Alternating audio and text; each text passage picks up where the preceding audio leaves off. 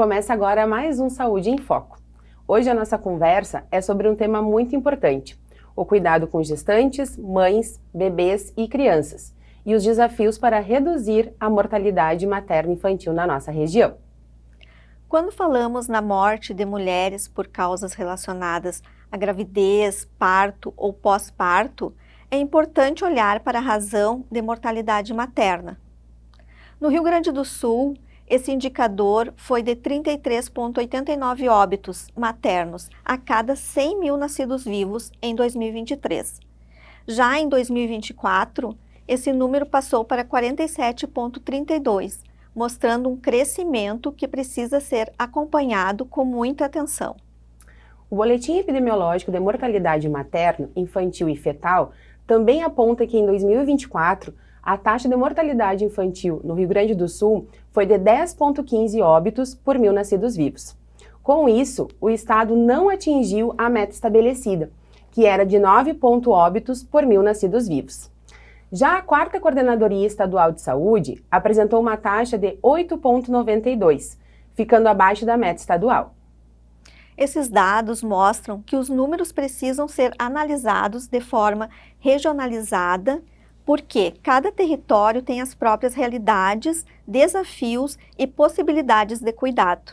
E para entender melhor como essa realidade aparece aqui na nossa região, nós recebemos hoje 2 profissionais que acompanham esse tema de perto, da gestão regional da 4ª Coordenadoria de Saúde, Jéssica Castro e Mariane Rosa. Sejam muito bem-vindas ao Saúde em Foco. Muito obrigada pelo convite. A gente que agradece, então, a oportunidade de estar aqui. Jéssica, olhando para os dados mais recentes, o Rio Grande do Sul apresentou, em 2024, uma taxa de mortalidade infantil de 10,15 por mil nascidos vivos, acima da meta que é de 9,8. Já na nossa região, ficou com uma taxa de 8,92, ou seja, abaixo da meta estadual. Como que vocês interpretam esses resultados? Eu gostaria de iniciar colocando que a mortalidade infantil é um desafio global, tanto que ela está contida na Agenda 2030 da ONU, que propõe até 2030 acabar com os óbitos evitáveis de recém-nascidos e de crianças menores de 5 anos de idade. Além disso, eu gostaria de colocar também que o último boletim epidemiológico de mortalidade materna, infantil e fetal do estado, que foi lançado neste ano, trouxe que a mortalidade infantil, além de ser um desafio para os serviços de saúde, também é um desafio para a sociedade como um todo. Nós sabemos que essas mortes precoces, na sua grande maioria, são evitáveis, desde que haja a garantia de acesso aos serviços em tempo oportuno e que esse cuidado seja de qualidade. E mesmo com esse indicador melhor que o do Estado, quais são os desafios que ainda precisam ser enfrentados para manter e qualificar esse cuidado? Eu penso que os desafios é a rede identificar quais são as falhas e lacunas no âmbito dos serviços. E algumas estratégias são monitorar e avaliar os indicadores das políticas de saúde da criança. Outra estratégia são as investigações de óbito. As investigações de óbito, elas são uma forma de identificar falhas que ocorreram no trajeto dos serviços e, a partir daí, propor melhorias para que os óbitos evitáveis reduzam ou que eles deixem de existir, né? Mariane, quando a gente fala em mortalidade materna, os dados mostram uma elevação na razão da mortalidade materna no estado, passando de 33,89 em 2023 para 47,32 em 2024. Sabemos que essas causas, como hemorragias, transtornos hipertensivos, seguem exigindo muita atenção, especialmente no puerpério, logo depois do parto. Como que a rede regional tem trabalhado para garantir que essa gestante chegue à maternidade certa, no momento certo, e siga protegida também no pós-parto? Bom, recentemente, então, indo ao encontro, né, deste questionamento, nós atualizamos os critérios de encaminhamento às maternidades de referência da nossa região.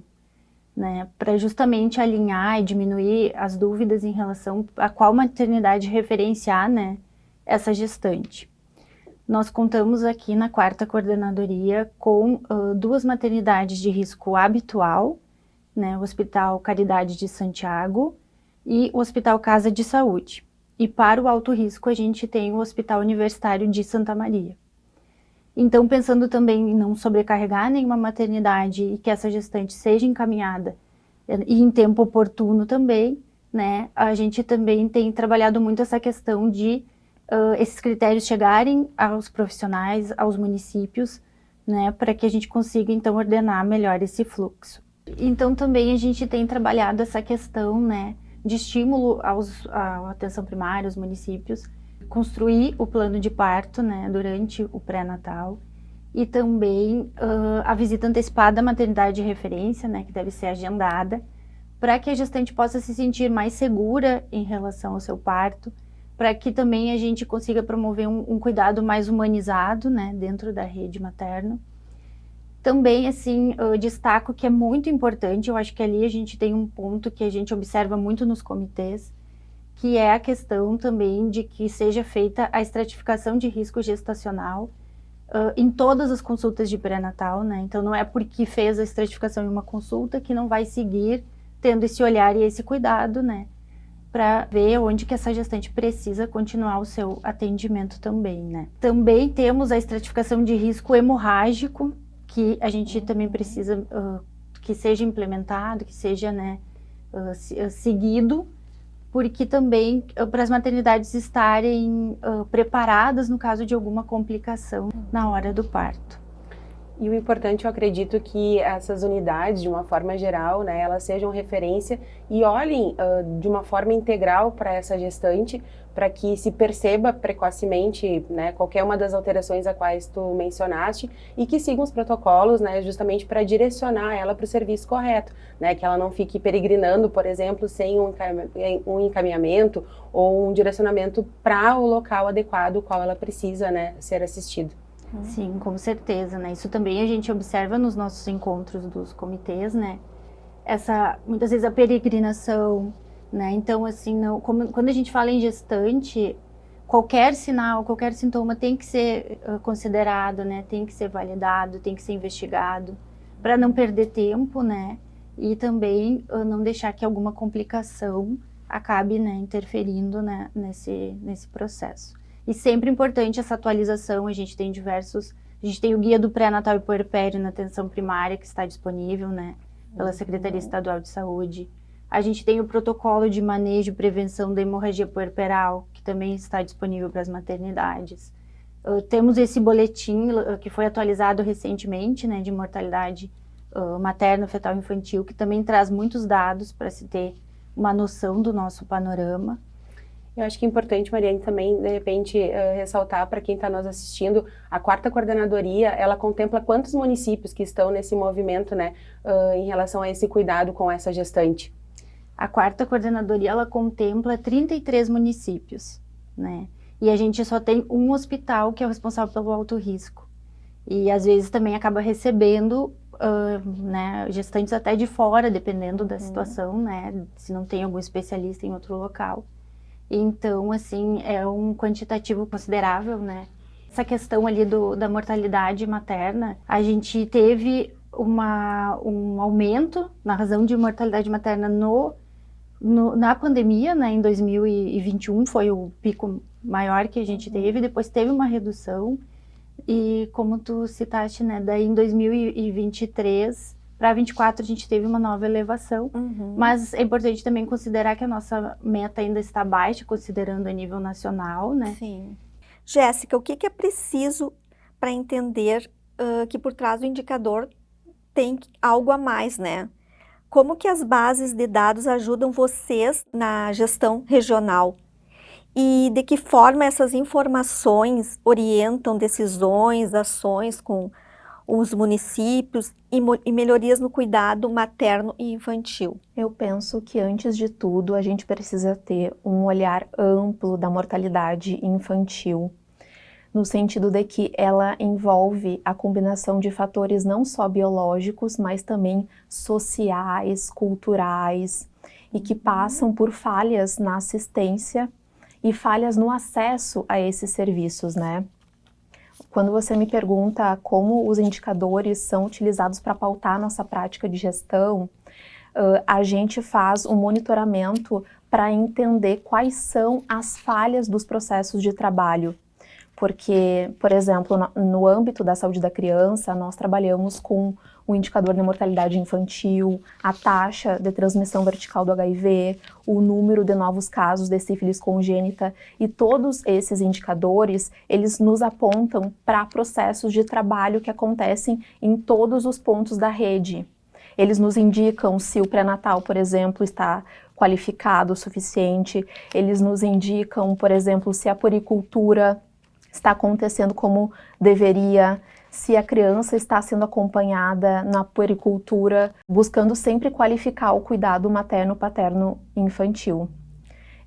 Eu comentei antes sobre a investigação de óbito, que ela é um instrumento potente para entender quais foram as falhas que aconteceram, que desencadearam, né, nesses óbitos maternos e infantis. Na 4ª coordenadoria, nós contamos com um comitê regional. Esse comitê discute os casos de óbitos, não só infantis e fetais, mas também maternos, e é uma oportunidade da gente identificar essas lacunas, essas carências na assistência e propor recomendações para que os profissionais se qualifiquem a partir disso. Outro ponto que eu gostaria de destacar é a questão da necessidade, da urgência da gente começar a pensar num cuidado com mais equidade, no sentido de que a gente não pode olhar para um indicador de forma agregada, a gente tem que desagregar esse indicador por variáveis de raça, cor, escolaridade, idade materna, território, porque é a partir daí que a gente vai entender quais as desigualdades estão presentes na assistência. A Rede Aline está sendo implementada pelo Ministério da Saúde, ela traz um compromisso com desafios históricos. Isso significa que a gente precisa olhar para as singularidades dos grupos populacionais, porque nós sabemos que existem grupos populacionais historicamente mais vulnerabilizados. Isso significa que a gente precisa adequar o cuidado a essas necessidades. Então, por isso, quando eu falo de indicadores, a gente precisa entender que quando a gente desagrega é que a gente consegue realmente sanar as demandas de necessidade dos grupos populacionais e então fazer um cuidado alinhado, né? Eu acredito que nesse nosso bate-papo, enquanto a gente está falando aqui sobre todo esse movimento, né, para redução desses indicadores de mortalidade, né, onde a gente está olhando a gestante, né, a criança, de uma forma ampla, bebês, crianças, enfim, eu acho que mais ou menos para a gente ir fechando nossa conversa, acho que é importante também a gente trazer um pouquinho desse olhar que os profissionais e gestores municipais que estão no dia a dia da assistência, né, o que eles podem fazer de cuidados simples e bem essenciais que ainda precisam ser fortalecidos na rotina de serviço. E quais boas práticas, meninas, vocês destacariam como prioridades para qualificar o cuidado com as gestantes, mães, bebês e crianças? Eu destacaria a importância dos profissionais pautarem as suas práticas em conhecimentos técnicos científicos vigentes, seguindo os protocolos e as orientações do Ministério da Saúde, do Estado. Eu também colocaria a importância da integração dos pontos da rede, de sistemas de referência e contra-referência eficientes, do trabalho interprofissional, dessa clínica ampliada. Também colocaria a relevância de um acompanhamento e monitoramento do crescimento e desenvolvimento integral infantil na APS, com estratificação de risco a cada consulta, porque a gente sabe que quando a criança apresenta determinados fatores, ela precisa ser acompanhado concomitantemente na atenção especializada e na APS. Além disso, o acolhimento qualificado, a escuta sensível faz muita diferença no cuidado cotidiano, que é um compromisso que a gente firma todos os dias, né? E é importante cada vez mais os profissionais entenderem que cada ação deles, cada contato com os usuários pode repercutir, impactar vidas. Então é necessário um compromisso diário mesmo nessa qualificação do cuidado, que vai repercutir nos indicadores que nós pontuamos Sim. e principalmente na vida dessas crianças, dessas famílias. Eu destaco aqui, né, a qualificação e atenção ao pré-natal, né, a captação precoce dessas gestantes, que o pré-natal não se refere somente a um número expressivo de consultas, e sim o quanto ele é resolutivo, capaz de identificar algum fator de risco. Atenção também ao período puerperal, que a maioria dos óbitos ocorre nesse período, principalmente entre o 1º e o 10º dia, né? Então, não deixar de observar algum fator que possa ser importante, né, nesse cuidado, não deixar essa puérpera também peregrinando dentro da rede, buscando um atendimento, né? Identificou algum fator de risco, já fazer o encaminhamento adequado e rápido, né, em tempo oportuno. E também destaco muito essa questão da educação permanente, da qualificação dos atendimentos, né, e também, assim, se basear nos nossos protocolos oficiais, nas recomendações científicas que estão disponíveis. Como a Jéssica citou, né, a Rede Aline traz esse objetivo de reduzir a mortalidade, tanto materna como infantil, né, em 25% até 2027. Então, acho que a gente tem que cada vez mais voltar as nossas ações para conseguir essa redução, né, na nossa região. E precisamos desse apoio dos municípios, qualificação também no preenchimento das fichas de investigação, para que a gente possa fazer recomendações mais condizentes com a realidade, né, e trabalhar também em cima das fragilidades que precisamos melhorar na região. Agradecemos então a presença da Mariane e da Jéssica por compartilhar conosco esse tema tão importante e relevante. Tá? Muito obrigada. A gente que agradece o convite, é sempre muito bacana a gente compartilhar o nosso trabalho na coordenadoria.